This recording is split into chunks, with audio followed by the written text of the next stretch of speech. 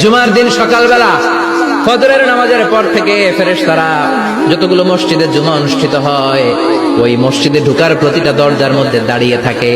কারা কারা আগে আগে জুমার নামাজ পড়ার জন্য মসজিদে যায়, প্রত্যেকের নামগুলো একটা জান্নাতের রেজিস্ট্রি খাতার মধ্যে তুলে নেয়। اللهم صل على محمد وعلى آل محمد كما صليت على إبراهيم وعلى آل إبراهيم إنك حميد مجيد اللهم بارك على محمد وعلى آل محمد كما باركت على إبراهيم وعلى آل إبراهيم إنك حميد مجيد